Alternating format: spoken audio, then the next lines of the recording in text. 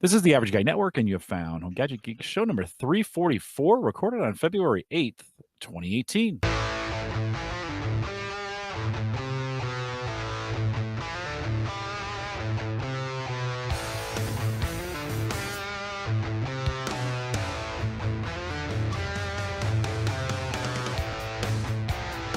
Here on Home Gadget Geeks, we cover all the favorite tech gadgets that find news, reviews, product updates, and conversation, all for the average tech guy.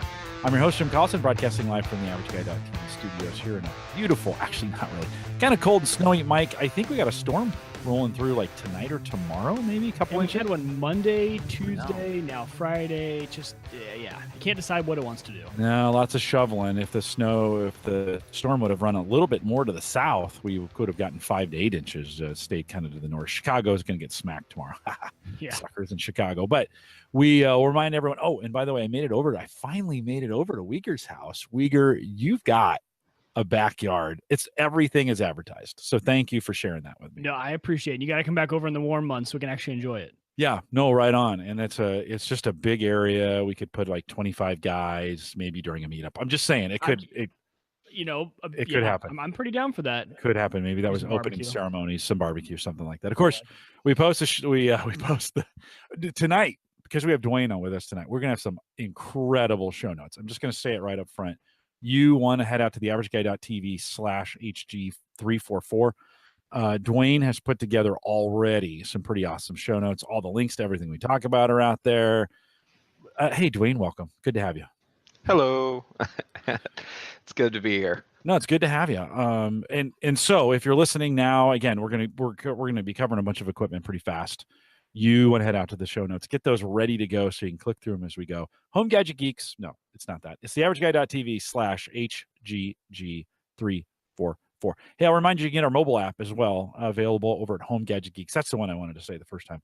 HomeGadgetGeeks.com. It's available.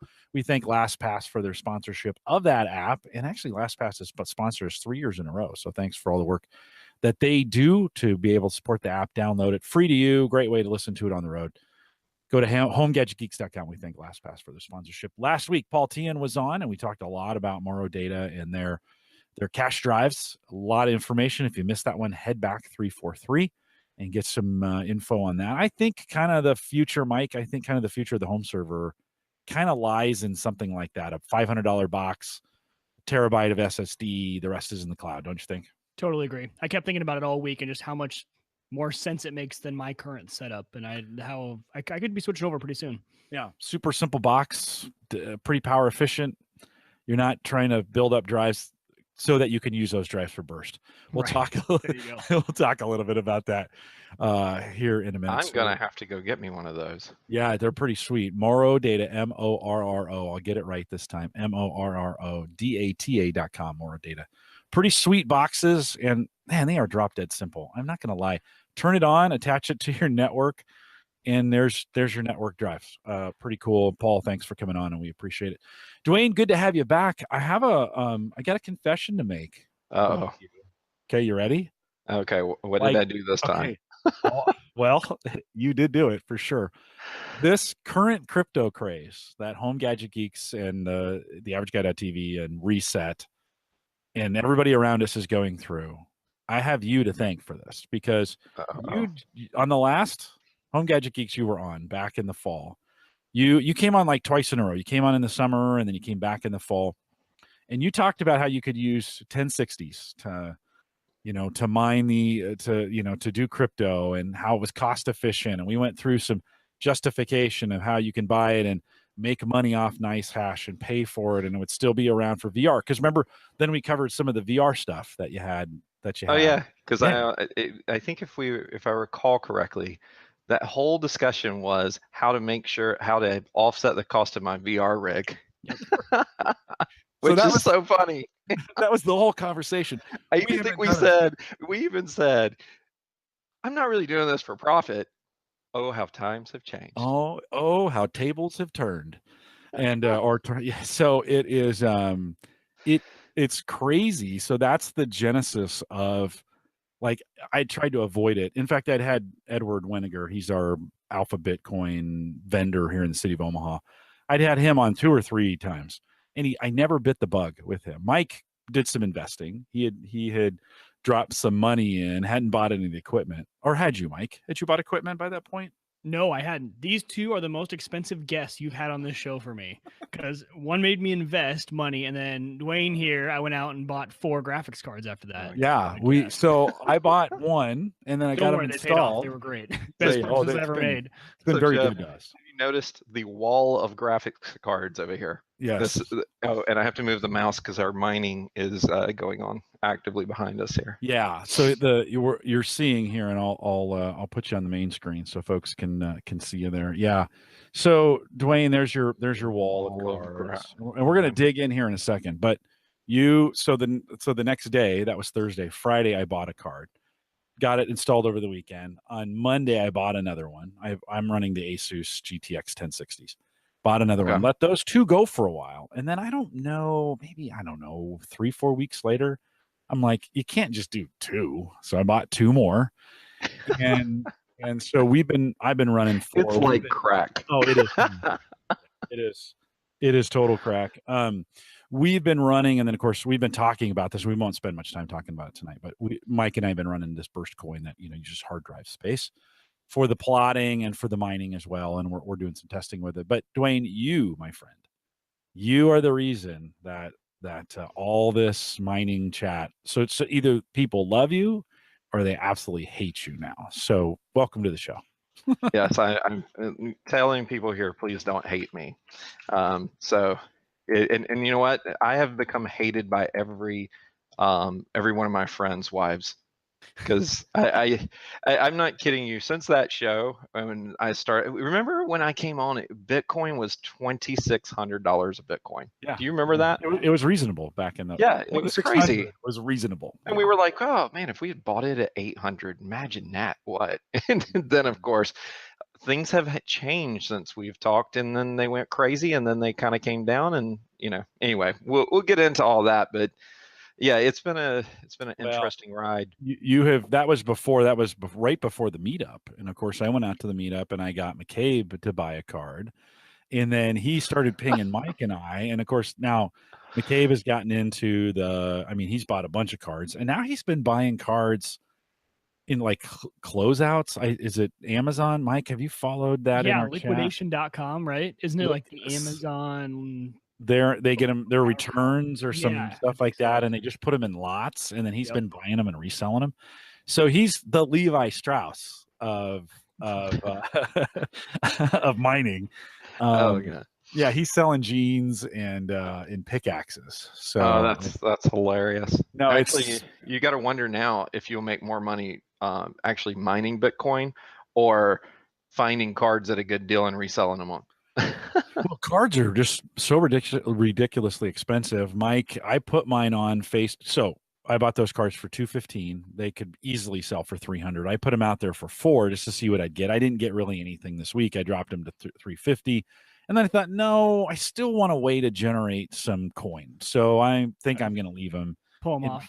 Yeah, I did. Well, and I don't think so we talked about this in the post show. So anyone who listens to the regular show, not the post show, doesn't even know the whole conversation. Basically, long story short, I sold all my cards. I saw the prices of those cards. So I bought them all around between 200 and 250, sold all 4 of them for $350 each. So it was just insane on a card I had used and mined with. So that's kind of the backstory to that. So my thing was getting out now and getting the money for the cards, and switching over to Burst. And then Jim, you're going to stay in for a little bit longer. I think so. I think I'm going to do both, and we're just going to continue to mine both. I think I'll do Mining Pool Hub and Awesome Miner. We're going to talk a little bit about that tonight, and then we'll continue to do Burst. Well, we covered a ton of that in the post show content. And remember, and by the way, a couple of you signed on for Patreon last week, and appreciate that. You get the post show content if you just $1 gets you in. It's just a way of kind of having that available to you. I said if we'd make that post show stuff always available to you if you're a Patreon subscriber. Head out to theaverageguy.tv, look for the Patreon link, or go to patreon.com/theaverageguy.tv. And I think maybe it's just The Average Guy, and get in for $1. All right, Dwayne, we want to get right to your gear, because you, my friend, never do anything halfway. And so you were just starting to think about all this the last time we had this show, and then you've built out your rigs since then, and it's kept your office pretty warm. what I kind of want to do is just kind of walk through your rig setup. What'd you do? Why'd you do it? Some of those things. Why don't we start with that? Yeah. So if you recall, I started with the VR machine with like a 1070. Then the next thing you know, I decide I'm going to buy a 1060, and then I put a 1060 in a second slot and added that. Well, then I went over and started salvaging my pile of crap over here and grabbed a machine that would power an additional card, bought another 1060 and stuck it in. And back then, Jim, just to give you an idea, I bought a 1060, one of the 1060s that I'm using, for $184. Yeah. So price points were really good. And so I think the best thing to do is I think we start with what are the graphics cards that I have and how many do I have? So let's start with, I am now at 12 dedicated GPUs that are running constantly for this. And not only that, I've even trained my wife on how to reset the miners while I'm out of town. So people will find that to be hilarious. And I even went out and bought an Avocent IP KVM over IP switch that I'm looking at putting in so that I don't have to bother my wife. But let's start with card number one, the card that started it all. So the card that started it all was actually this MSI card. It's a 1070. It's a Gaming X GeForce GTX 1070. And again, and a couple of people have made mention in the chat here that they're like, oh my God, he actually put links to everything. Yes, I actually gave you links to every single one of these. Now, if you actually go pay what it's being asked for on Amazon, you'll be crazy, because this card, I paid $399 for this card back in the day, and this, or I'm sorry, $499 for this card. Which we thought in the day was pretty expensive. Yes, this card, when I was building the show notes and I pulled this up, $850. Yeah. Give you an idea. Dewain, don't you think, and we're going to have just keep going through because some of our gear guys will like this, but don't you think GPU, I mean, it's kind of over at this point to try and purchase, like if you wanted to get into this on a GPU, this is why I'm recommending Burst for a lot of, like if you want to get in and do some crypto, you can still do Burst because you're not doing GPUs. But don't you think with prices now, we're kind of out of it until the prices correct and come back? So there's a trick that I'll recommend to people on this. The way, if you want to buy GPUs right now, if you go and you sign up, you can sign up on Newegg for an alert, an in-stock alert. And what you do is sign up for the in-stock alert from them, and you'll be able to get it at a price that makes sense, because all these insane prices are people reselling and doing what some people on this podcast have done. So, well, both Mike and I have done that. Mike was successful. I chickened out and kept my cards. But yeah, so and what I would tell you is the cards that I'm showing you, I would not recommend a 1070 still. 1070s, what we need is a new version of cards to go. And there, I don't know if you guys have heard, but the main reason why you're seeing this go crazy is that the card manufacturers are afraid to increase manufacturing for the demand, because they're afraid that the cryptocurrency stuff will crash and then they will be left with inventory. So it's not really that they're costing more, it's that you just can't find them in stock and the only prices you see. So if you're going to get into GPU mining, you have to be patient. You need to sign up for alerts. And when it comes in stock, you better act fast and you'll be able to pick something up. But reality is, if you haven't bought these at this point, your best bet is probably looking at something else in the interim until GPUs get into a better price point. But again, I think the 1060s, so what I would tell you is the ones I'm going to show you that are 1060s are really good 1060s, and I would highly recommend all of them.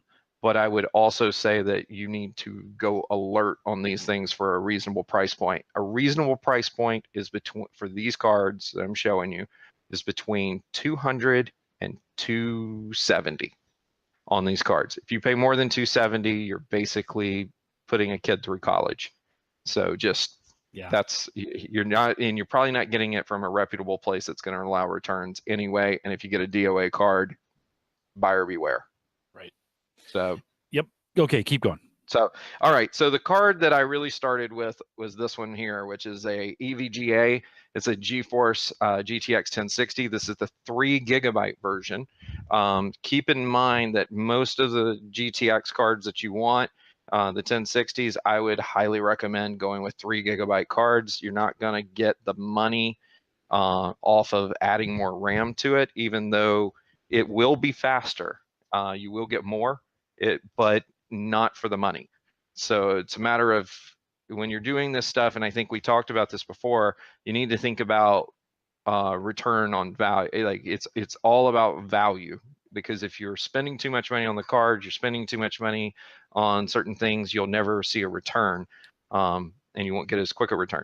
So one that I found, that became one of my favorite cards is this one here. It is the EVGA GTX 1060 super clocked.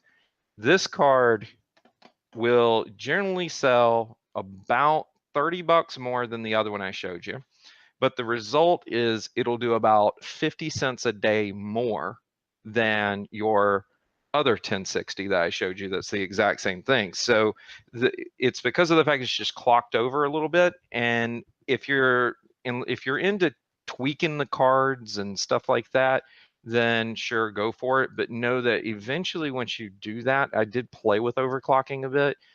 The issue I ran into is you start getting instability and overheating issues if you go into big rigs.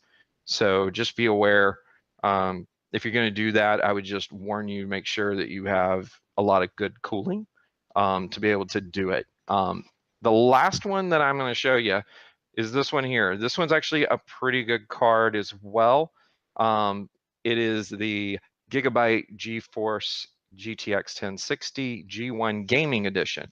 This is actually a dual fan 3 GB card. I will tell you the interesting thing about this particular card, unlike the other 1060s I'm showing you, this is an 8-pin requirement power card. So most of the 1060s I've been showing you are 6-pin, and we will talk a little bit about why you care about 6-pin versus 8-pin versus 8+6. And if you don't know what I'm talking about the power requirements and the power plug that goes on the top of the card when you plug it in, keeping in mind that you also have to have the power on your power supply to power these things, and you got to have enough ports on your power supply to do it. So when you start building your rig, I started with that VR machine, which we talked about and we covered. I'm not going to talk about that. Go back and watch the other episode for that one. What I did do is I decided to move to custom open air rigs, and what I bought is this. I've got a link in the show. I don't even want to try to butcher the name of this thing, but it basically is an eight cards across the top, and then the motherboard sits in the bottom. It can go dual power supply and all of that. You can pick these up on Amazon. When I got them, they were about $189, and I also started adding a lot of stuff to my Christmas wish list, which ended up that a majority of my second rig was given to me for Christmas. Woo! That's nice. That's nice. That's just straight profit, Jim. So, so when you look at it from that perspective, the good thing about this, they make a 6-card system as well. So interestingly enough, if you look at the way these rigs are made, they'll have 8 cards at the top, but you got to have a video card in the actual motherboard. And depending on the software you're using, some software doesn't like you to use embedded video. So my recommendation is think of an 8-card open air rig will actually be a 9-card rig, and a 6-card will be a 7-card rig, if that makes sense. 6 on the top, 1 on the bottom. So if you guys know Rob Dentler, for example, he got the bug as well. So he's running a 6-card rig. He's up to 4 cards. And by the way, he did that, Jim, to your point. He actually did this and built this rig about 2.5 weeks ago.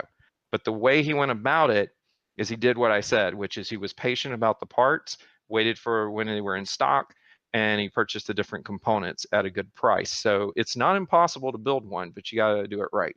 That overclocked 1060 that you showed, yes, actually on Amazon right now is 360, which sounds bad, but it's actually fairly, I mean, if you're buying today, fairly reasonably priced. So those cards were probably, when we purchased back in the fall, Mike, that would have been a $250 card. So it's probably got $100 premium on it. But if that's the only thing you're paying a premium on today, which for the most part, like most of the prices haven't gone up on motherboards, a little bit, but not a lot. The power supplies have stayed pretty reasonable. Even the open air cases, which I'd actually build my own. I think, those are pretty easy to build. So I don't know if you need to spend. Mike, you're going to disagree with me? No, I'm just, you still got to make sure you're doing the math and you're able to commit to, 8 months to a year until you even break even. Yeah. Right. And then beyond that is profit, or be open to the idea of having an exit strategy and selling. Because once you sell those cards, that helps you a lot in your break even. Because, like for me, obviously, I didn't even need to mine with these cards. I could have just bought them, held on to them, and they let them gather dust and sold them and made money on the deal. But that's not the norm. These cards are not, I don't think we're going to see this craze stay around. I think they're going to go down. But you've got to have an exit strategy and be ready to admit to yourself that, okay, if I'm strictly doing this for profit, that, you need to make some decisions there. That if this is a hobby, it's a completely different story. You just got to decide before going in, is this a hobby or is this to make money? Yeah. The reality is that it pretty much, when Jim and I talked about this, it's probably fairly low risk, even if it's a hobby, because of the fact that if you're committed into it, sure, you're committed into it, but to make it turn into break even is not hard. The way that I looked at it whenever I was doing it is I actually thought of it as a depreciating asset. And so I started looking at, okay, if I lost 50% of the value of the card over a year, how much money would the card make in a year? Take that, deduct the depreciation and the resale. So the resale was always part of it. Whereas people who are buying Bitcoin straight up with cash, these people are getting Bitcoin at full dollar amounts, and then the risk is I put cash on the table. Where what I'm doing is generating it, and if you look at back when I first started generating at $2,600, that Bitcoin's worth a whole lot more now than it was then, even after the big thing. I mean, if it falls to $6,000, I'm still doing great. So you kind of have to look at it in the math and the risk. I would say it's kind of hard to lose money at it unless you're just really, really not paying attention or don't know what you're doing. But part of the reason we're here today is to make sure you don't do that. Right. And like one of the things I see all the newbies do is they will buy this and they'll run like the benchmarks and they won't turn off CPU mining, and they're just sitting there burning power to get 3 cents on a CPU that makes no sense, right? I mean, CPU mining is not worth it. I mean, sure, could it be profitable on the processor that I have in my VR machine, which is this one, which is that i7X processor? This processor is stupid expensive. It'll make maybe 8 cents a day. You're not going to pay for that processor. You're not going to offset the cost of that processor. All you're going to do is overheat that thing and make the lifespan of it not as good. So my recommendation is stay away from processors. You just don't even do it. If you look in the configuration of all these different things, they all have the ability to turn off the CPU, and a lot of them have gotten now where they just go ahead and do it because it affects their profitability, and people will be like, oh, well, I'm not making as much money on this mining software as the other. So they are starting to get kind of competitive. So to kind of move past graphics cards, the other thing, Jim, so you start going into open air rigs, you have to get specialty hardware. You can't just go buy like a typical VR machine motherboard. You have to have a specific motherboard type to be able to do it. So the ones that I currently have, this one I will highly recommend. Understand that your limitation will be 6 cards. Say the model number for us, Dwayne, so folks on audio. This model is a Gigabyte H110-D3A, and the link is in the the notes. Yep. This motherboard, the issue you'll run into is you'll put one video card on it, and then you'll have 5 slots where you can put the risers in. If you are not aware of risers, they're just these little bitty cards that slide into the slot. They have a USB cable that goes out to a card that plugs in, that you plug your video card into, and then once you do that, it locks in, and that's where how you plug in the card. You don't actually plug the video card into a motherboard. So this one, because it does have a limit. Now there's some things that I tried with this motherboard, which is they have these things where it'll take one of those slots and make it into 4. It's not going to work, guys. That hardware is just you wasting $35. So don't do it, because I did. The problem is the motherboard has to have enough PCI Express channels, and you run out. Now, if you look at your processor has to have the proper channels. Everything I'm going to talk about, you're not going to exceed it unless you go to that crazy motherboard that has, like, you know, a ton of different, I think it had something like 20 something. This is not for you. Do not do that. Now I'll talk about why in a bit. So this is a great motherboard for mining, very stable, which is one of the things that you'll want to do.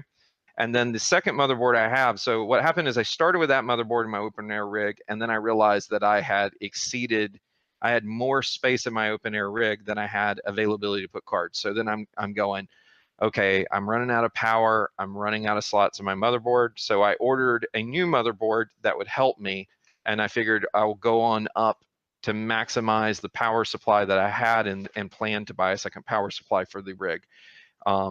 This is the other motherboard. It is a Asus, which is ASR Rock. I don't know how they say that, but ASRock. And it is the H110 Pro BTC Plus. So this is a Bitcoin mining motherboard. It is what it is built to do. It has, I believe, 13 slots on it. And so if you were saying that you wanted to go and you wanted to fill out a 9-card rig, this is pretty much the only motherboard that you're going to find that's going to get you the closest to 9 cards. But you're only going to get 9 cards out of it, even though it says 13.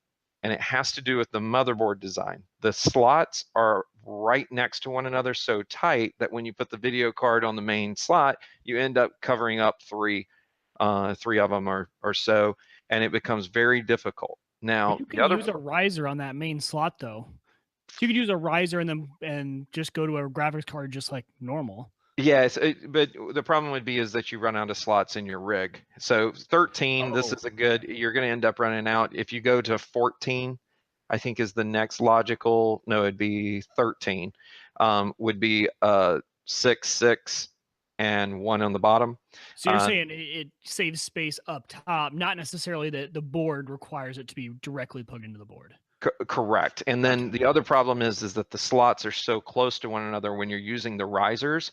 And I was building, when I actually went to a 9-card rig. I went to a full up dual power supply 9-card rig with this motherboard, and it was the most unstable thing I've ever seen in my life. Really? And I'll explain why.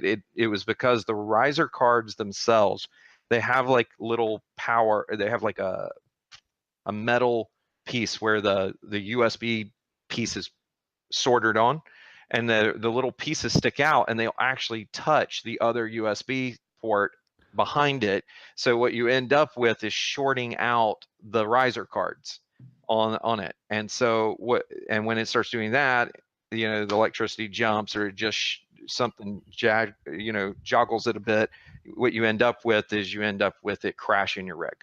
And so my recommendation on that board is that is a good stable board for 6 cards, because you're going to have to basically go every other card, every other slot, to be able to make sure that they don't touch. Now, there is a trick that I can tell you to get a little bit more compression, and that is if you take some little foam rubber like they put on the bottom of those riser cards, and you stick it on the back of this, you can't go full out, because you'll run out of space between them because it makes too much pressure. But you could get a few here and there, as long as you skipped one between 2 of them. So it's just one of those things. Just keep in mind what I'm thinking is happening, because if you try to find a motherboard now that can do this, you'll find that that's as hard to find. You'll actually find that those are maybe even harder to find than graphics cards right now. And the reason I think is because the motherboard manufacturers aren't doing the same thing as the graphics card manufacturers. They are actually going, oh, okay, well, we're going to make some configurations and sell them to meet the market demand. And I think they're in the process of building new form factors that take into account the risers. Again, I highly recommend you just kind of take a look at those two motherboards, but don't try to go above 6 with these. There is one other ASRock motherboard that has like something like 20 something. It might even have more than 20 connections, but then you have to start thinking about power supplies and what it takes to do that. And you start questioning whether or not it's really worth it. So, because if you have a really unstable 9-card rig, it might be more cost effective to have 2 6-card rigs, because the cost of the CPU and the RAM and stuff like that is really minimal. But I will say that you will make more the higher the compression to CPU and RAM. Dewain, so, I'm showing that board for those that are watching this live or watching the video, and you can see how tight those PCI slots are together. And I didn't even think about, when you start jamming those risers in, Mike, it probably matters how well those risers are made, and that if they're sloppy, if they're sloppy and they're wide, I can see what Dewain is seeing as to how they would maybe touch each other. Which of course, totally. On that board, I'm looking at it now. Those are insanely close. That is not like a normal spacing for like if you're going on the back plane. Right. And then think about how fat a graphics card is, and you look at the slot where you would plug the graphics card into it, and look at how many you would cover. And so you're going to cover the one above it and 2 below it at a minimum, and then the other one's going to be so close to the fans on it that you're kind of starting to worry about it. So again, this is one of those things that I would say it's a good motherboard, but I wouldn't recommend it over the Gigabyte. The Gigabyte is better. And then if you're trying to go 9 cards out, maybe you could solve it with some electrical tape between the risers or something thinner that doesn't conduct. But my view of it was, I already had another rig. I can't get enough graphics cards to fill this thing out. And so I ended up switching from a 9-card rig to going to a 6 and a 4 that are open air. So just be aware that those are the different things. And Jim, I don't know if you want to show what the open air rig looks like, but before we do that, here's that's the other one. Yeah, here's your 19, and you can see they've already done a better job of spreading out those PCI slots, right? And then I think the magic to this one is the C, B, and A, and those are the PSUs, right? That's for your power supplies. Yep. And so this board actually will support 3 power supplies, because this is the problem. Sometimes if you have a board, they're only really designed to handle 1 power supply, and you got to do jumpers for the other ones, and it's kind of messy. This board has these 3 already built in, and they recognize each other. And so slot A, I'll show that here. Slot A will run 1 through 5. Or 1 through 7, and then slot B runs 8 through 16, and then I'm not doing the math right, but you know what I mean. Maybe too many rum and cokes at this point. So, this is an ASUS board, and really I think was designed to handle this particular scenario way better than the ASRock board you showed. And by the way, only $10 more. So this one is now, and this used to be $300. It's down to $229. So if you're going that route, I'll show that here on Amazon right now, $229. So $300 for a board, or $230 for a board. Yeah, I think it's a pretty good board. Yeah, and so far that board's gotten pretty good reviews. The only thing you got to think of is that if you don't, you've got to make sure you match the power supply count to the number of slots. So there's a lot of planning. And I would tell people that one thing about building an open air rig is you need to plan for where you're going to go, because you may be better off buying power supplies in different configurations, and you need to look at those different configurations to figure out what you're going to do. And not only that, what kind of cards are you going to run? Because you would have to run something, you have to do something different if you're going to use 1070s, or you're going to use something that has a different pinout on your video cards. And I think that's, you know, really kind of the core part of my conversation on motherboards and things. You know, I have been asked, Jim, about CPUs.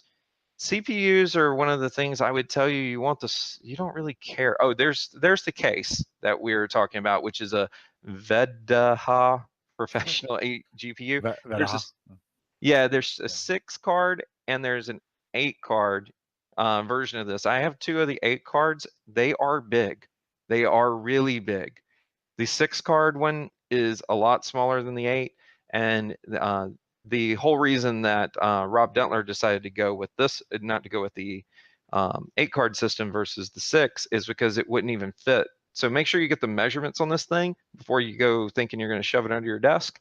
But I will tell you also that the thing with this is that you see all those fans at the top? Those fans don't come with it. So you need to make sure that you figure out and make sure that you don't get really glowing fans, because if you put glowing fans in this, it's going to light up your room like crazy. And you want quiet fans. And I have a recommendation on that I can give you guys at some point, but I didn't put it in the show notes, but I can provide it if there's a lot of interest in that. But know that the other thing is you know, while the fans help, if you're running a 6 card rig, or, well, I would say if you're running 4 cards on it, Jim, don't buy the fans. You don't need them. It's just not required.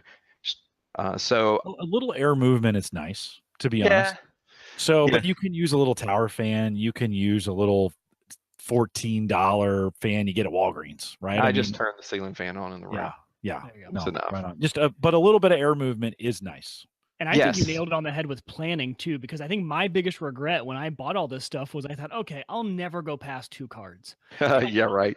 Right? And I didn't think about that at the time. So I got this super cheap motherboard that only had 4 slots on it. I got like a 500. No, I had to upgrade my power supply up to like 750, which still wasn't enough. So like, plan to have the bug bite you a little bit and have a little bit room to expand, because you're going to end up having more than you think. I think all 3 of us here ended up with far more cards than we thought, and maybe planning ahead a little bit on that could have saved us a little bit of cash. I know it would have done for me, because I wouldn't have had to upgrade my power supply and all that stuff if I would have just said, okay, I'll probably end up with 6 cards.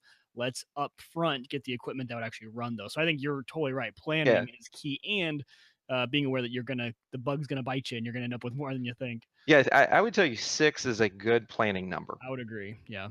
So because 6 is when you start getting into things like, do I really want to go dual power supply?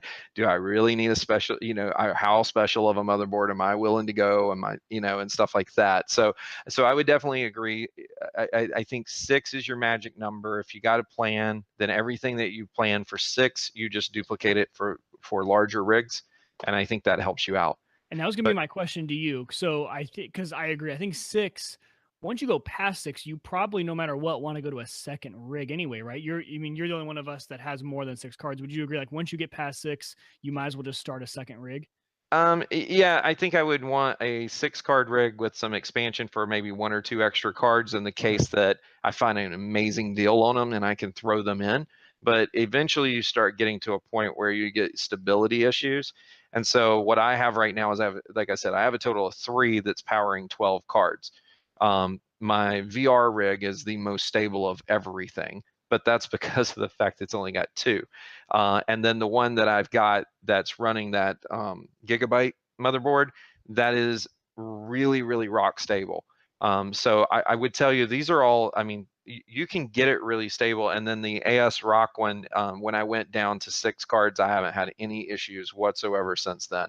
And I was having things like just like overheating issues and things like where you'd have to put a fan to blow the air against, even though it had all those fans. I have all the fans that you see in that picture, got them all running, but because it's sitting in a corner, I had to put a fan to blow the air out of the corner, because it will get hot. And when I say it will get hot, it is in my guest room with the door shut and a window cracked at 20 degrees, you know, and it will keep that room fairly warm.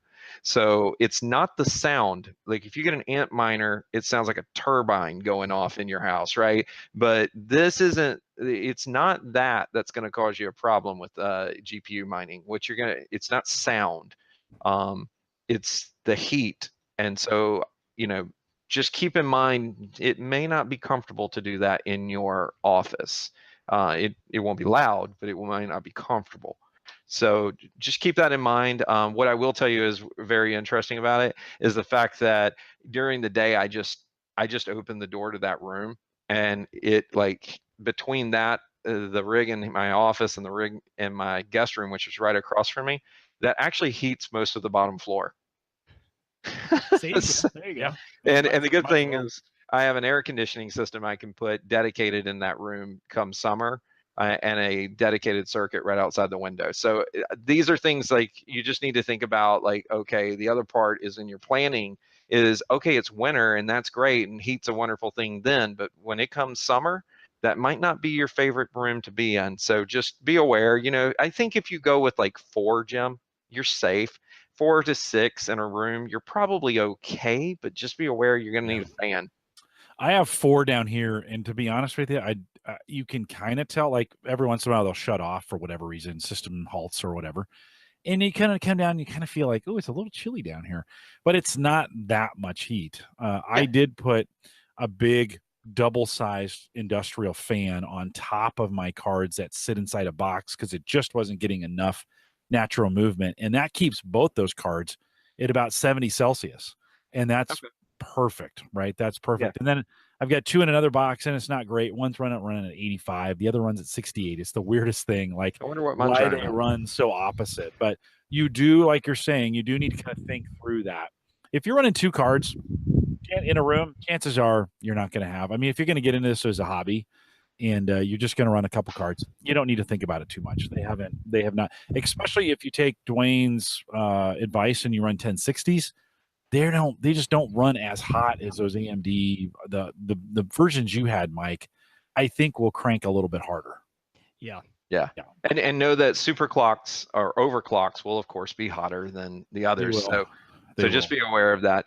Yeah. So let's jump into CPUs real quick. Okay, so from a CPU perspective, what am I running? I put the 2 different CPUs in. You will see one of them is a Celeron. This is by far the most popular mining rig one. And so what ended up happening is, just like everything else mining, this processor became hard to find, and it became stupid expensive for a Celeron. So what I ended up doing in my second rig when I built it out, I started monitoring whether the Celeron versus the i3 was a better bang for the buck. And because, again, you need to think about what is resale value on this stuff and what's the depreciation. An i3 is going to sell a lot better to the average Joe than a Celeron. So the i3 is what I ended up with, the i3 7100. It looks like this, and it runs in the same motherboard. So in the end, you know, it's what you're going to end up with was an LGA 1151 socket. And one of the things is always buy it in this blue box like this, because it comes with the CPU fan, and you don't need super cooled anything. You don't need fast RAM. Matter of fact, the RAM that I put in, which is the 8 gig kit that I put here, is actually slow RAM on purpose. And believe it or not, it's becoming weird, because you need to just look and make sure that you get a good deal on the RAM as well, because everybody that's mining is doing the same thing, which is where's the cheapest RAM. So look at the CPU, like the motherboard minimums and the CPU minimums, and go for the slowest RAM. And I would recommend 8 gigs as a minimum in any rig that you go to. If you're going to go to a 9-card rig, I might recommend you bump that to 16. Because you will eventually start running out of memory. I had a little bit of that going on when I went to 9 cards and had to bump the page file on the machine to and the way that they recommend that is, I think they said, take the RAM that you have on all of your graphics cards and make that the equivalent to your virtual memory allocation. So you could start running out of hard drive space. So a lot of people will put like a 64 gig SSD in. you will have a problem if you go to 9 cards with a 64 gig SSD. I would recommend 128 or higher. The prices on this stuff is not very high. The other thing is that on a lot of these motherboards, you can put an M.2 in, and that will save you having to figure out how to mount the SSD, and not to mention the resale value is higher on those. So again, don't think about it as, hey, I should spend a lot of money. I think it's a matter of thinking about what would resell well and for your depreciation schedule, and then I would then look at what is of value. So in the case of, could you buy an i3? Yes. Could I actually mine on the i3? Again, that goes back to CPU mining is bad. Don't do it. So hey, Dewain, let me jump in there real quick, because Mike and I have been doing burst, and of course that's hard drive plotting. CPU not as needed for the mining process, but in the plotting it is. And so we've been telling folks, if you're going to join us on burst, we always kind of say in the long run, well, that Core i7 is kind of nice because I can plot 2 drives at a time, split those up and get some efficiencies. This would be the bad boy you want. that would be nice. Now, once I get moving, I don't need that. I really don't need that much power anymore. A Core i3 or whatever will get me just what I need. I have found, Mike, that on my burst box, that's a 25 watt AMD fill in the blank, whatever the cheap one was. I should memorize that number. I do max that thing out on burst on the CPU side. So it's going 100% as it's scanning the drives. It's going 100%. So I would recommend, well, maybe not the cheapest of drives if you're going to jump with us on burst. Mike, maybe next week we'll do some more detailed analysis on that when we talk about it on the show. But it is one of those, Dewain, I think if you're building this rig and maybe you're going to mine for a while, you're going to sell the cards off later and hold on to the motherboard for whatever reason, or get that chip and you're going to hold on to it and swap it to another board, it may be worth it to get an i5 or an i7 at this point and move that to the next board, because you're going to want to keep that. So I love how you're totally. I love how you're approaching this, which is plan. Like, think through this a little bit, and don't just go for the cheapest. Don't just go for the most expensive. Go have a plan pulled together and kind of say, here's what we're trying to do with this thing. And here's some parts I may be able to use again. You want to hear something that's really funny? Think about the fact of how much downtime for your rig is it going to take for you to install Windows updates and install upgraded graphics drivers, which, by the way, you need to do. You need to keep that stuff up to date, especially the graphics drivers, because they can improve your performance. But the installation time on that Celeron is almost double what my i3 is.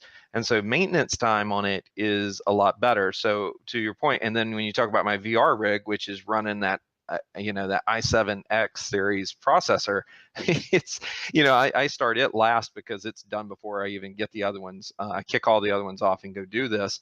But speaking of which, on the timing there, Jim, could you guess how long it takes to benchmark a 9-card rig?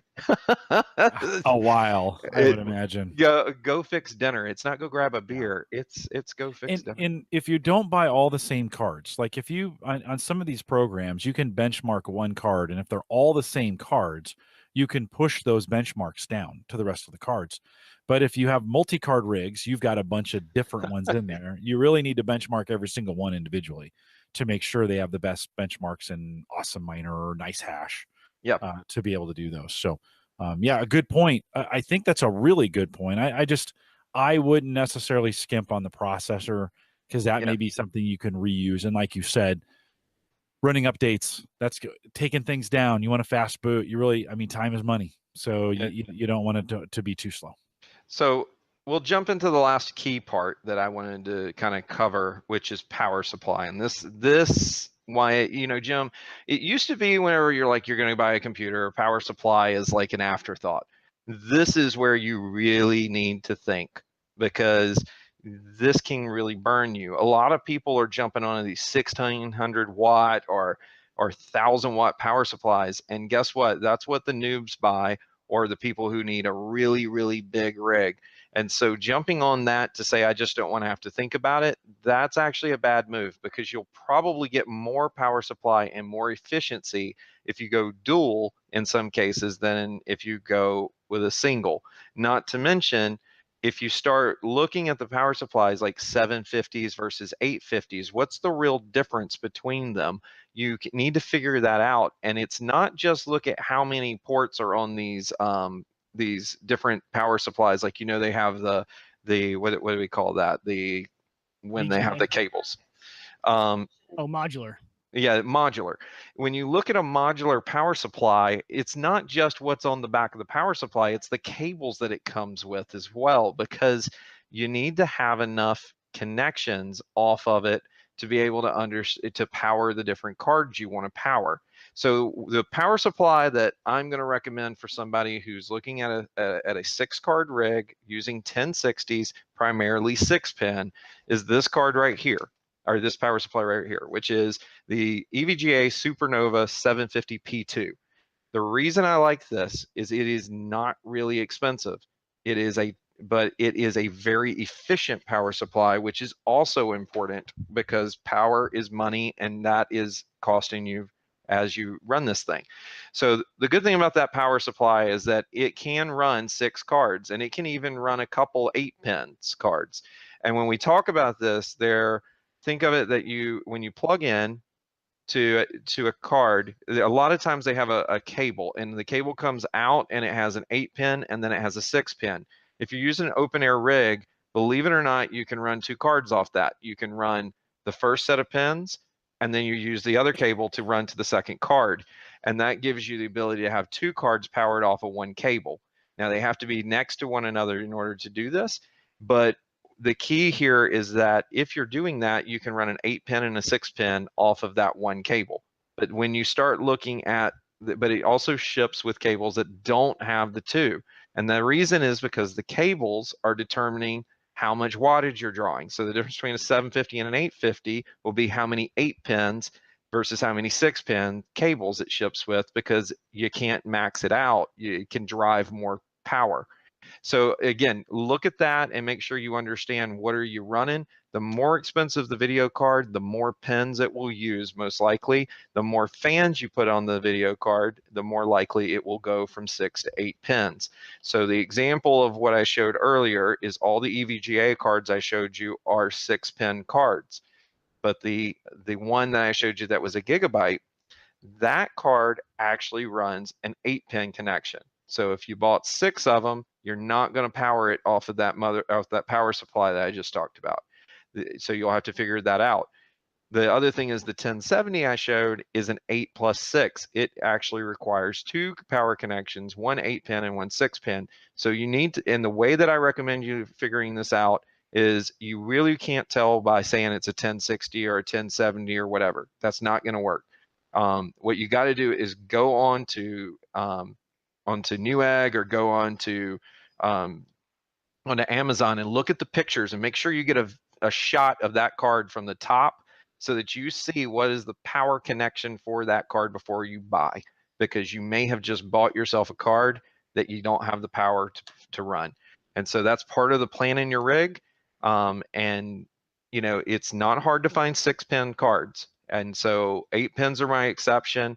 I'll accept them, but I also know how many 8 pins I can put on a power supply. So you need to know that stuff going in. So one last thing about the power supply, when you go to the second power supply, if you get a nice power supply like what I have, that power supply will come with this thing, which Jim alluded to earlier, which is a jumper. And so if your motherboard, when I first did this, Jim, I was ready to pull my hair out. I'm like, how do I make this stupid power supply come on? I got 2 of them, and I'm like, and I just plugged everything in. I'm like, okay, it's just going to come on, right? And no, it won't come on. So you actually have to have the power component that comes out to go to the motherboard. And this thing right here goes right on the end of that cable instead of plugging it into a motherboard. And if you could see it, which I think you can, it's got like just this one little thing where 2 pins, and what it does is it shorts that out, so that way that power supply will stay on all the time. So the other thing to keep in mind is if you do that, you might need to, if you need to do maintenance on the machine, you need to flip the switch on the back of the power supply so that you don't start messing with cards that are half on. The other thing is you need to turn that on, let it get going before you flip on the power switch on the motherboard to the second. these are the things you have to start worrying about when you start getting over 6-card rigs. You or dual power supply rigs, you start getting into things like this that you really kind of have to think about. So this goes back to our recommendation. You might want to start around 6 cards and think of it there. It's a very profitable rig at 6 cards. You're not going to have an issue.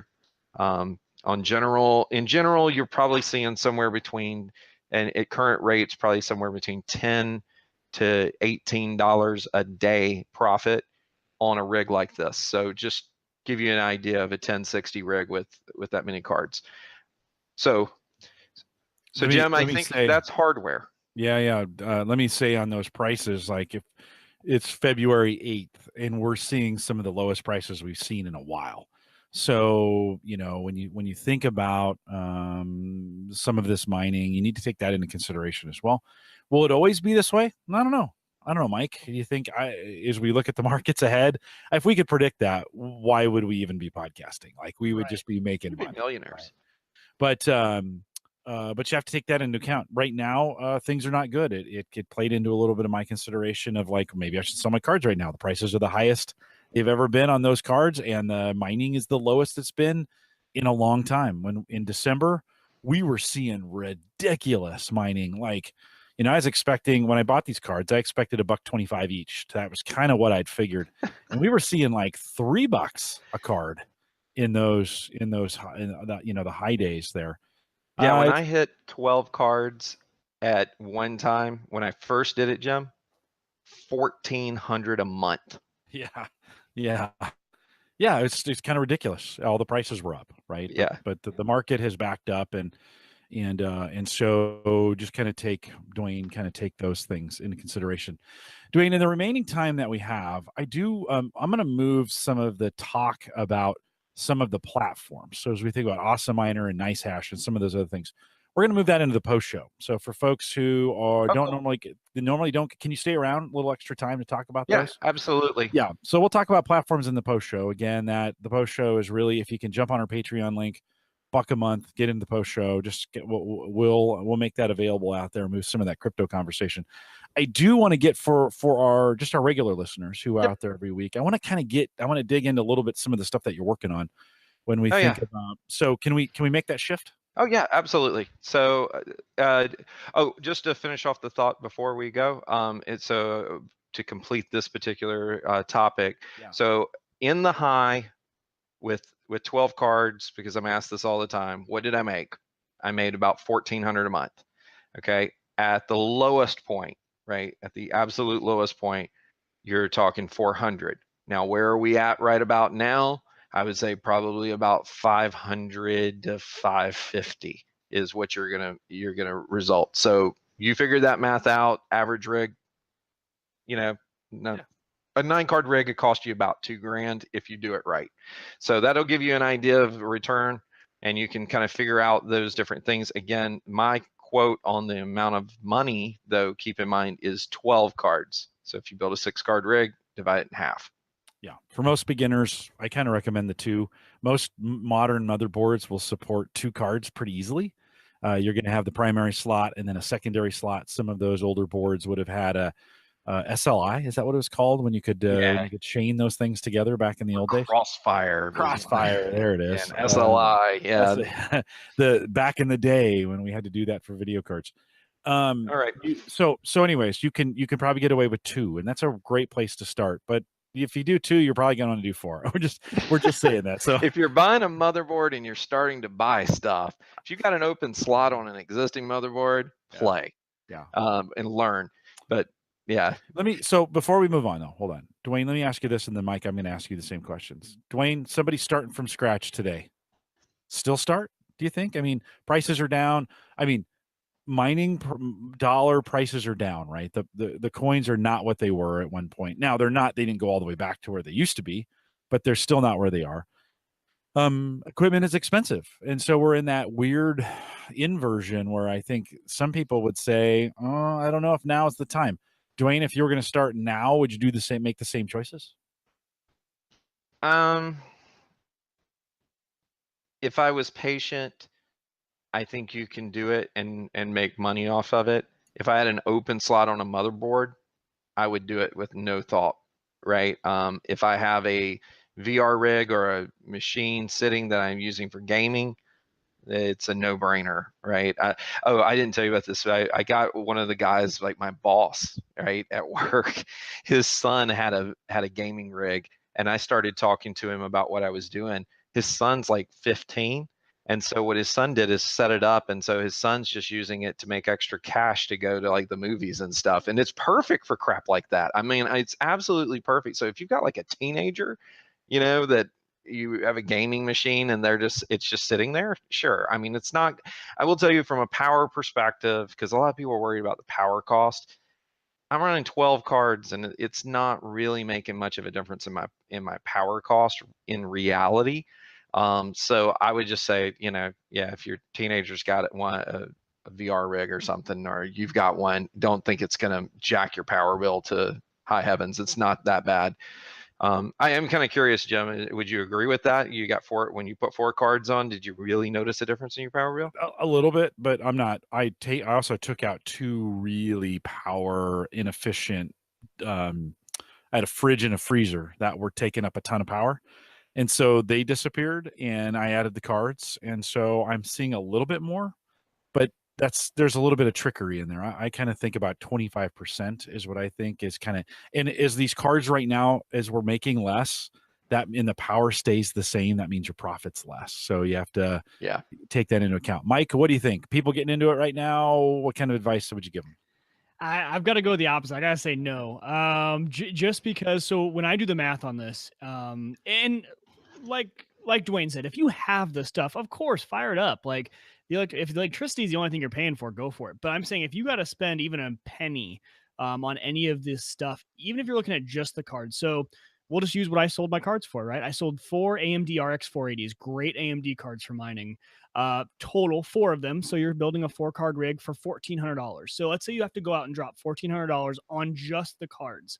Not then you got like $125 power, well, probably $100 power supply, maybe cheaper if you, depending on what you get. $75 to $100 power supply. You got a board, you got all that's extra stuff. So let's just go $1,400 though. I was making $200 a month with that rig. It's going to take 7 months to pay off if everything stayed the same at that point. And I just struggled to see the coins that you can mine with GPUs at this point, all those altcoins that are going to stay GPU mining friendly. You think of the Ethereums, the ones that have really committed to not going ASIC. Then I just see that 7 months is a very long time to play with before you've even made your money back.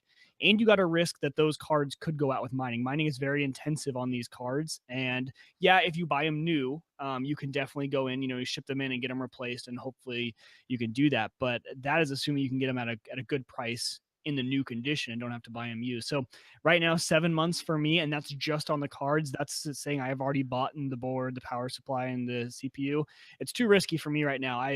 So no, I would say no. Yeah, no, I appreciate the opposite point of views. I do think it's eyes wide open if you're going in right now. It's especially like after February 8th, we were seeing the highest prices we've ever seen for video cards.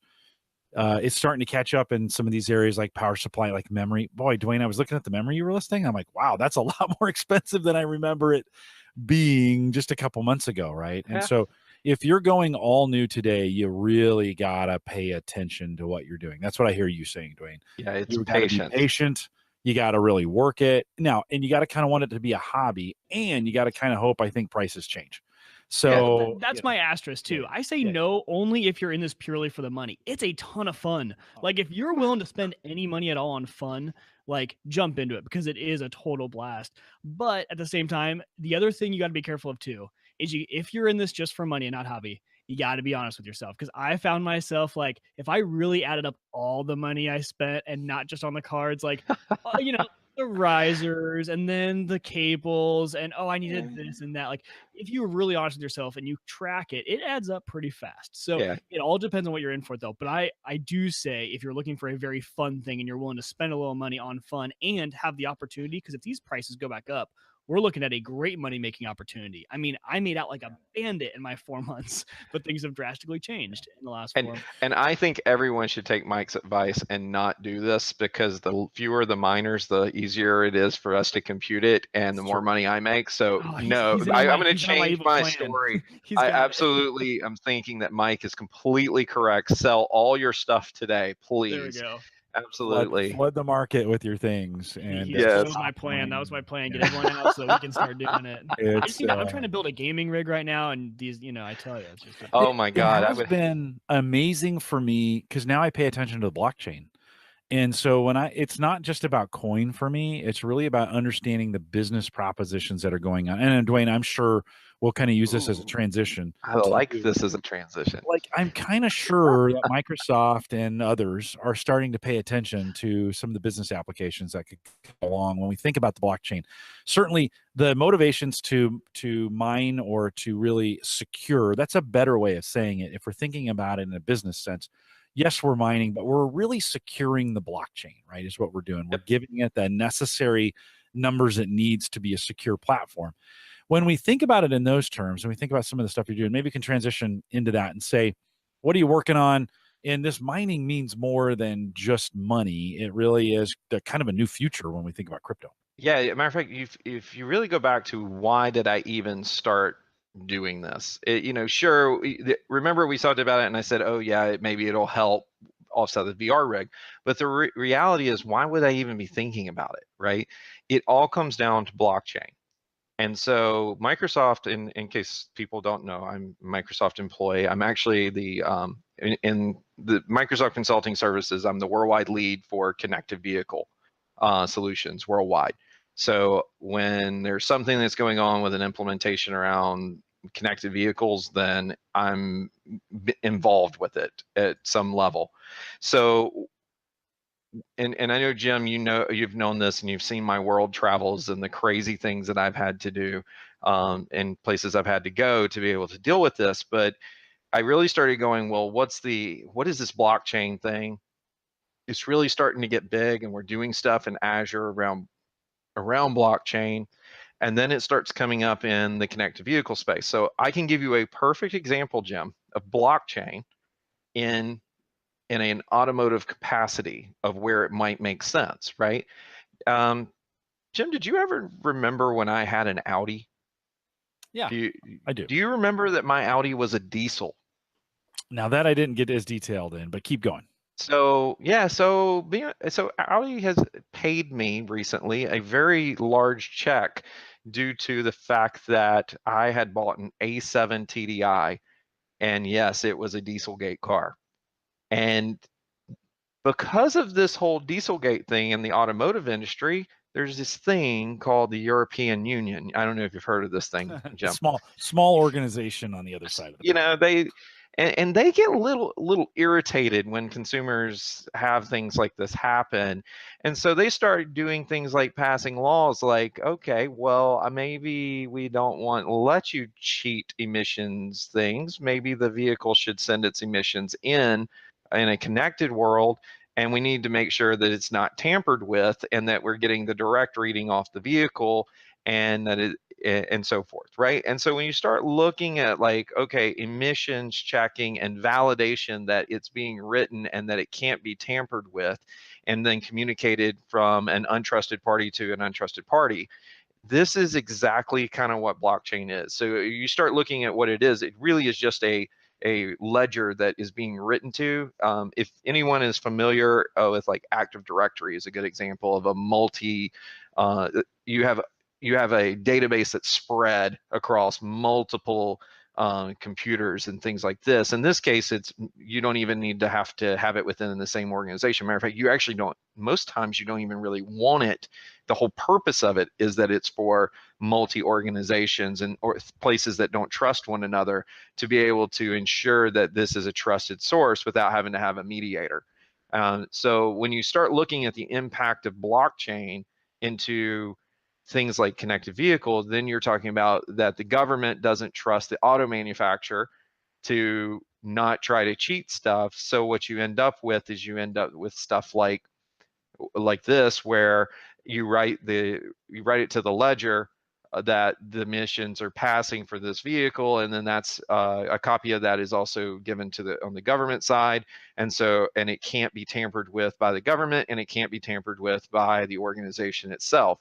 And so these are things that we're starting to see where blockchain's having a huge impact. The other thing is, if you look at the cryptocurrency specifically, you really look at it that the whole concept of this is currently today everyone has a debit card. And the debit card says probably Visa or MasterCard on the bottom. The whole point of what these people do is they are the trusted mediator between the merchant and the buyer. And so you commit and you sign something that says, I promise, and then they turn around and say, and we are going to make sure that you get your money. And so that is the point of Visa and MasterCard. But when you have blockchain, you take that away because I don't need them, because both parties are writing, I commit to the transaction and I write the transaction to the ledger, and they write that they gave me something in return, and it cannot be edited. It cannot be, you don't need a mediator between the two of us. So this is kind of the concept of the whole cryptocurrency craze. And if you look at where this is really getting big, you're starting to see countries with a lot of corruption starting to move to cryptocurrency as their main currency. And that's not in the US, of course, but in other countries where you don't trust the government to inflate your money, this is a controlled inflation, and it also has a ledger to validate the transaction. It also goes into why it is really bad if you put the wrong address in and do a transaction, because when you do it, it's done. It can't be undone. And the only way to fix it is that you have to do you actually have to have a correction done within the ledger to show that you did a correction. And in cryptocurrency, once I transfer the money, it's gone. I mean, you will not get it back. There's no, I got a receipt, can I get my money back? That does not how it works. And on top of that, people will do this where they send it into a black hole, and they don't know where it went because they did something wrong. So when you do transfers, or whenever you're doing something with blockchain, the key is it will not be undone.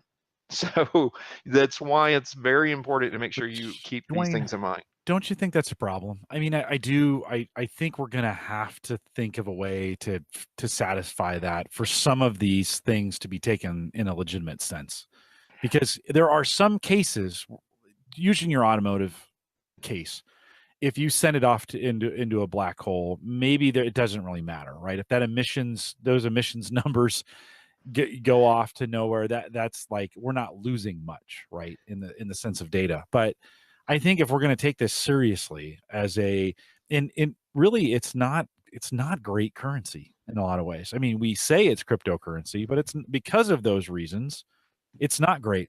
I don't think it's a small country in Africa that's corrupt that says, well, we're going to move to a monetary system. Well, we know from the run up on Bitcoin, it doesn't work well in those kinds of situations when it can cause, Mike and I had this big long argument about this a couple weeks ago, hyperinflation. It can be just as inflationary. Right. So I think we need to be careful. I loved your car example. I didn't like your currency example. Well, no, what I'm saying is that is why you see countries buying it, or people buying into it in foreign countries. Right. In the US, you're looking at it in comparison to a dollar. If the currency in which you're trading for it is even more volatile than Bitcoin, if you can imagine that, right, then it's even worse, because we have certain countries in the world that the government will just decide that they will print $1 trillion in a day to pay off their debt, and that's how they handle it. And then your money in your bank just crashed like Bitcoin can crash. So what I would say is there's definitely a need for stabilization.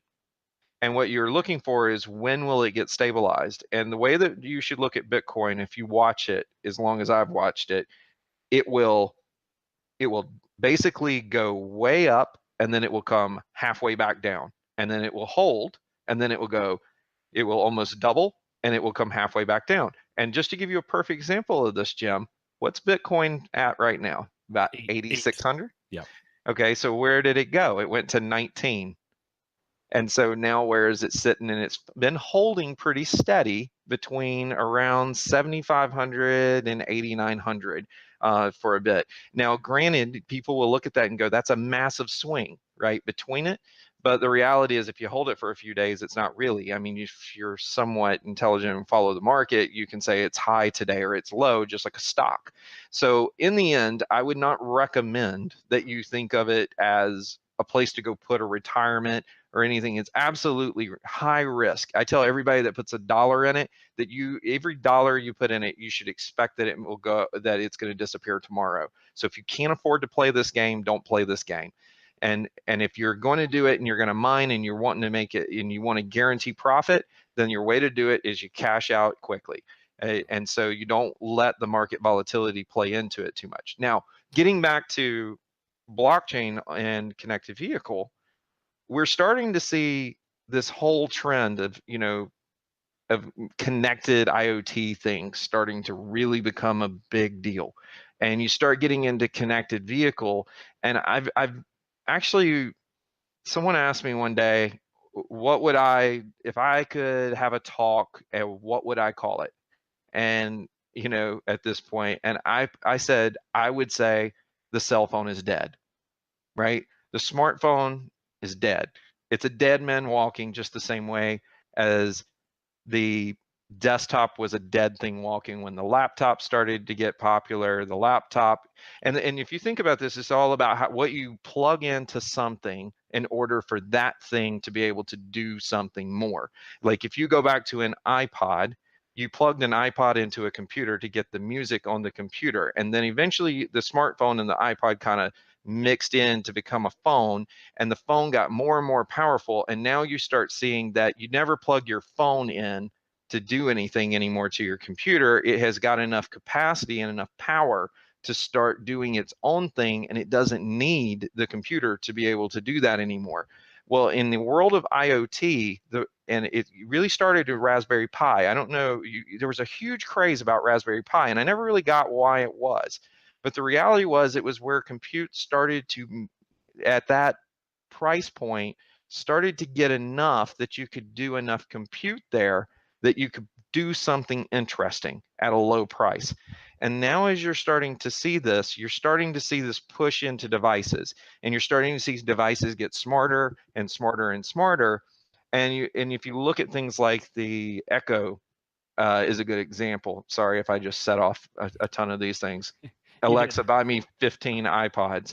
And that won't work because they won't sell Apple stuff. Anyway, so sorry, Microsoft joke. Or play YouTube videos. They don't like Google either now on all the Amazon Fire TVs. No. Oh yeah, exactly.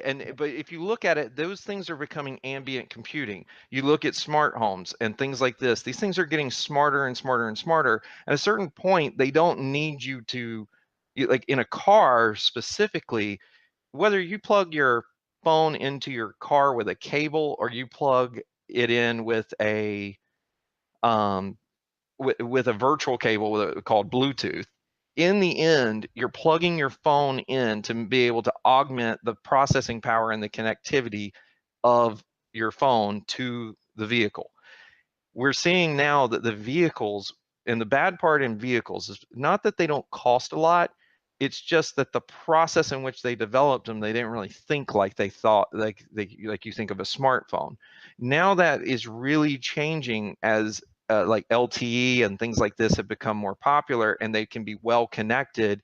And then there's actually value in the data coming out of the car, and there's also value in building experiences, and people will pay money to be able to get those experiences into the vehicle. And as the vehicle becomes more autonomous, you're starting to see, well, the experience in the car is very important to people who make cars. And they don't necessarily want CarPlay to take over the whole screen, because if I'm Toyota, for example, and I put CarPlay into a Toyota and I sell Lexus, and the only real differentiator in the car is the experience of you being in the car, and the driving dynamics go away because it's autonomous, then why will I pay the money for a Lexus if the experience is the same, because all I'm doing is plugging in CarPlay? And so this is not the goal in those spaces. They actually would view that as a competitive situation. So when you start looking at that, what you're going to start seeing is a blistering pace in the automotive industry to start doing more, because people with Teslas, as an example, love a Tesla because of the fact of what it's able to do. It's like, it's smarter, right? It has updates that are going into it. What does that sound like? It sounds like a smartphone. The car is a smartphone. It can run apps. It can get updates to apps. It could have an app store, all of these things. And then those apps, unlike a phone, which the apps are built for you as a mobile device, they can actually build an experience that's tailored to the vehicle and not just making projection of a phone screen into a vehicle. So these things are starting to really take place. And a lot of this is starting to go into AI and things like that. And it's really interesting to be at Microsoft, because everybody still thinks of us as sort of a Windows company. And while we do make Windows, I don't want to diminish Windows here, right? I think the investments, like if you look at our stock's been going crazy if you follow Microsoft. And a lot of it has to do with the fact of what's going on in the cloud. And I would tell you, I used to be an exchange architect, and now I'm working on connected vehicle, which if you go, well, what the heck is that? And everyone seems to think that what I work on is, what was it, sync. Everyone thinks I'm doing sync or putting Windows in a car. And honestly, I don't care what the operating system of the car is. That's actually the least important thing in the world of containers that you could ever imagine, right? And if you don't know much about Docker and containers, you better go read up, because this is going to impact the IT industry equivalent to what virtual machines did when VMware started. It's that big of a deal. And so, because how many people do you know are building servers and running a single operating system on a server? Every server is running some sort of virtualization, and every server is a virtual server. Eventually, there will be no virtual server. It will just be a container, and you will have something that is executing the compute, and you will put different types of containers like in. So where we're starting to see is now you have all this cloud compute as well that's allowing you to do some really cool stuff. And so one of the things that I'm working a lot on lately is something called cognitive services. And I put a link in the show notes for cognitive services. And if you don't know what they are, it's basically, think of it as packaged AI that's sold. If you're not familiar with the different levels of cloud, there's like IaaS, there's SaaS, and then there's PaaS. And so IaaS is, I'm going to let you run your operating system on my hardware, and you run everything at the OS level. And SaaS is the thing like Office 365, where you have a service that you subscribe to, and that service is completely run, and as a user, you just get the service. And then PaaS is the ability for you to be able to not have to worry about anything except you just write your code and we execute it for you.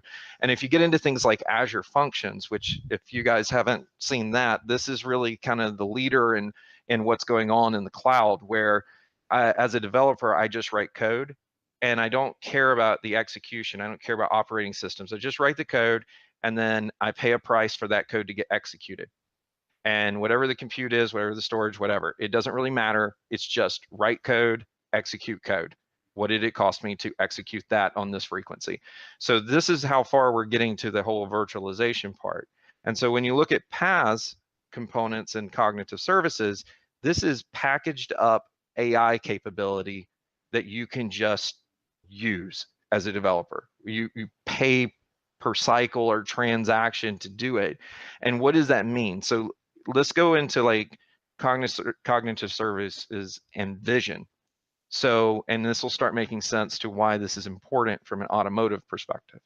So one of the things that is emotion detection. So ability to take a video feed or an audio feed or things of that nature and actually determine the emotion behind the people in the vehicle. All right, so you start getting into things like this, and you even get into, okay, well, if I can tell if you're angry, happy, can I also tell if you're tired? Could I tell if you're distracted? And things like this. And I just provide you an API where you can do this by providing me a video feed. Well, now that I have LTE, I can stream the video feed and things of that nature. And then if I get to a point where that's running in a container and you start thinking about containerization and compute becoming more and more powerful at the end, you start thinking about what could I actually kind of build out and train and then bring it down local for, and so forth. So when we start looking at all this, we have other things like face detection. Well, I think that would be pretty important. How many people are in the car? That might actually have some effect, right, to what you would do. You have things like computer vision, where I can train it, and I can even tell like things like how old are you. I don't know if you guys have seen some of the demos that we have. You can actually go to the Azure Cognitive Services website, and there's things that it doesn't cost you anything to play with this. You can go, and we'll even have it where you can take 2 different images and bring them together and say, or you can say, how old am I? And things like that, and it'll look at you and say, that is a, you know, this age male, and things. And so these things are becoming where you don't have to build it, and a developer doesn't have to worry about it.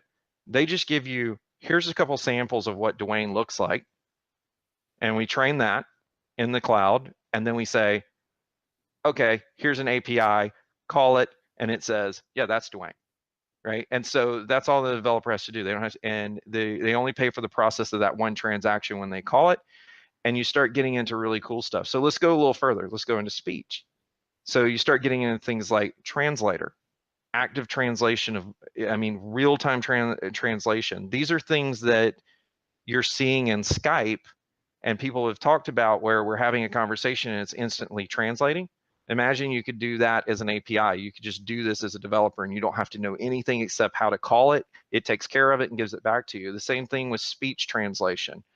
And we're even getting into speaker recognition, so that when you're talking, I can identify you via voice. Well, if you look at something like a speaker that's in your house, it's really important for maybe an app developer to write that and be able to determine who you are, and not have to require that that's being done locally, or maybe even be able to push that down to that to the endpoint where they want to do it.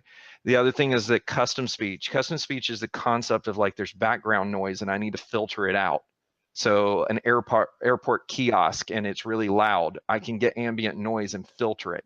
So getting to the point where you can really get into speech, and then you start combining that with the other pieces like language. And if you haven't, one of the things I think is one of the most interesting things I'm getting to work on is something called LUIS, or language understanding. It's a cognitive service. And what it does is it allows you to say something, however you want to say it, and then you can train it, and you can say the intent of that. It does an intent of what you mean. So when you look at this and you say, well, what does that really mean? Okay, so Jim, I'm going to ask you a yes/no question. Maybe you say sure. Maybe you say go for it. Maybe you say affirmative. Maybe you say, I like that, let's do it, right? However you might say it, the result of what you're actually saying is yes, right? And so the idea of LUIS is the ability for you to actually take that and turn it into an intent, so that you can code around the intent, not around what you said. And then you can update and train the model. And not only that, we see it has a training component where you can actually see what people were saying and where it didn't rank it 100%. And then you can actually take that and apply that and say, no, the intent of what they said was this. I can confirm that. And then it helps the model get better. So all of these things are starting to happen as cloud services, and being able to get these models and being able to do this stuff. And you take into things like spell check or text analytics, and things of this coming together, and you're getting to a point where you could have a conversation with the machine and not necessarily know you're having a conversation with a machine. You take that and you add in things like knowledge management. So we have this thing called a Q&A maker, which is basically you just load it up with, here are all the questions and here are all the answers. And the result is it builds the natural language engine and everything around it. And all you had to do was say, this is the question and here is the answer. And you could ask that question like, what is my tire pressure? You could say, what is the tire pressure supposed to be for my car? You could say, can you tell me more about my tires?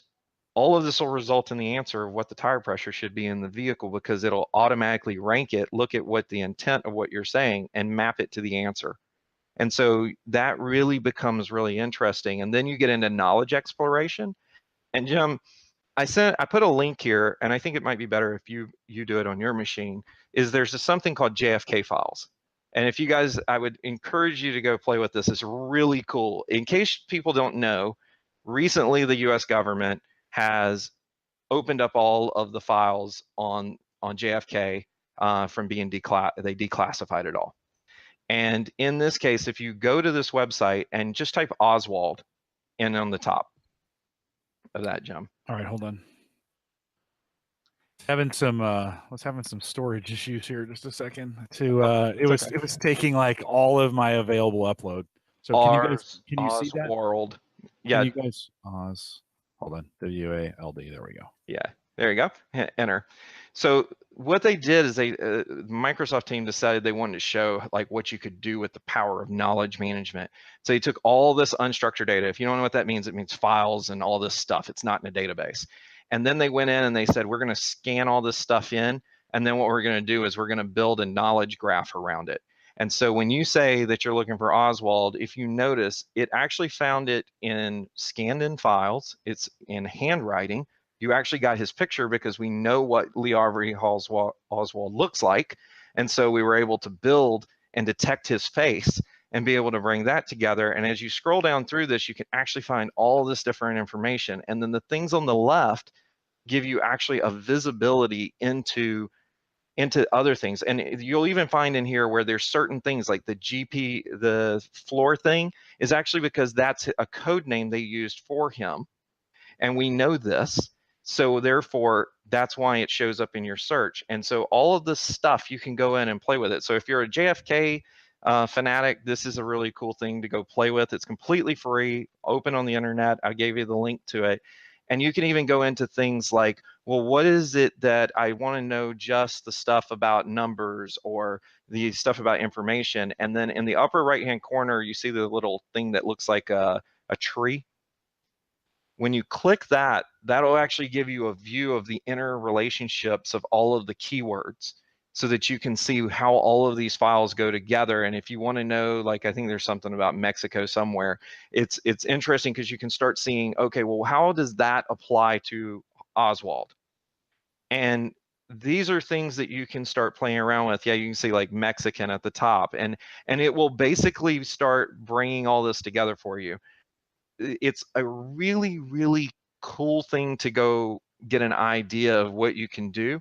But if you take this over to a vehicle context, think about how cool this would be if we start scanning in the manual of a car, and you're trying to find something in the manual, and you could just naturally ask for what you're looking for, and it just find it in the manual, right? And so you start getting into some really cool stuff that you can start doing in this space.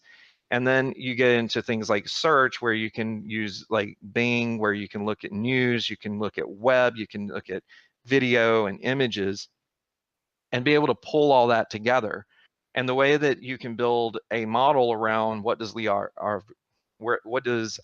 Harvey Oswald look like is you could do a image search against him to source the information to build the model around them.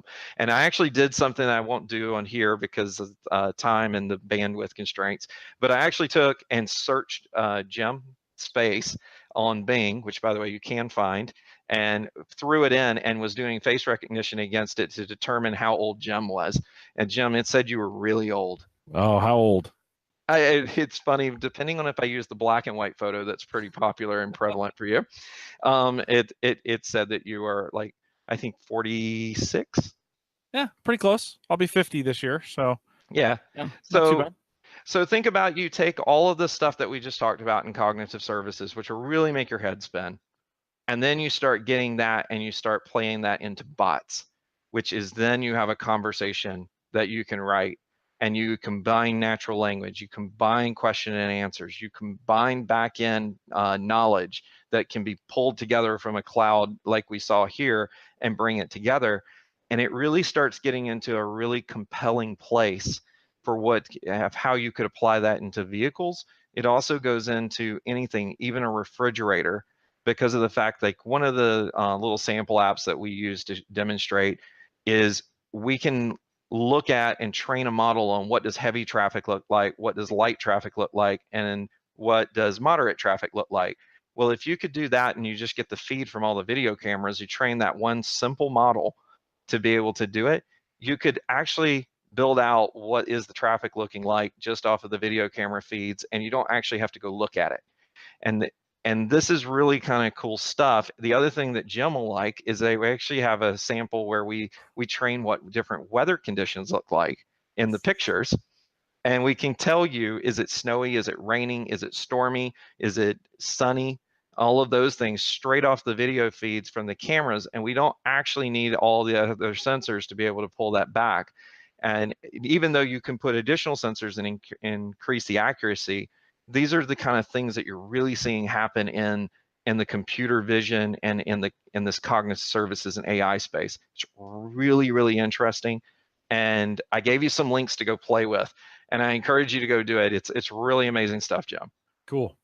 I will have to check that out here after the show as we get in. I know, Mike, we actually need to let you go because it's Hannah's birthday and we've kept you way too long. So, Mike, thanks for coming on. I appreciate you coming out tonight. No, yeah, I actually just got into that JFK files link though, so now it's like, okay. Well, maybe I can see, and I don't.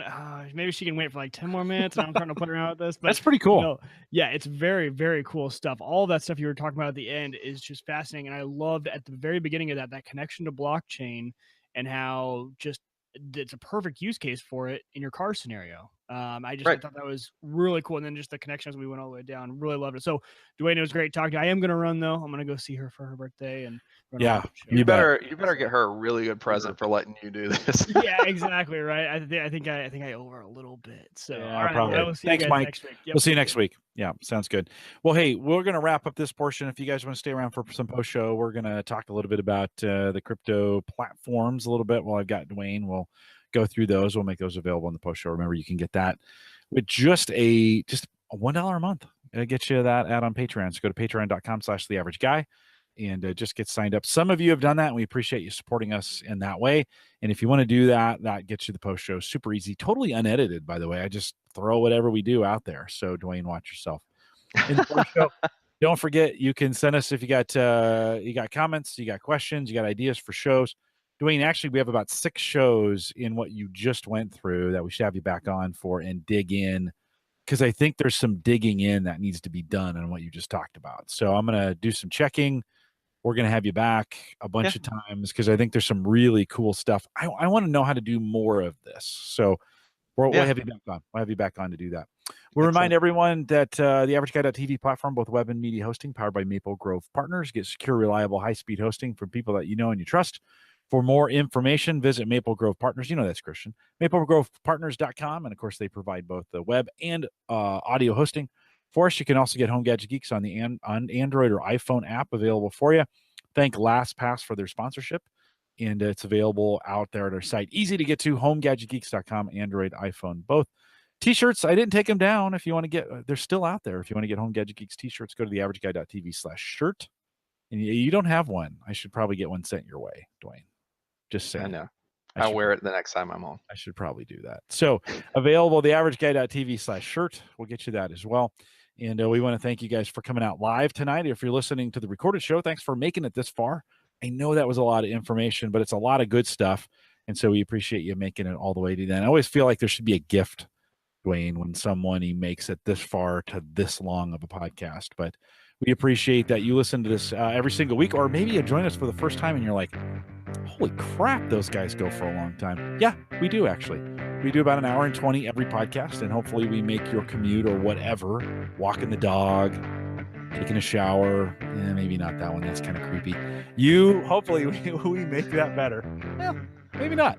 Hopefully we make that better every week. We're live every Thursday, 8 p.m. Central, 9 Eastern, out here at theaverageguy.tv live. We'll do some crypto platform talking in the post show, and with that, we'll say goodnight, everybody.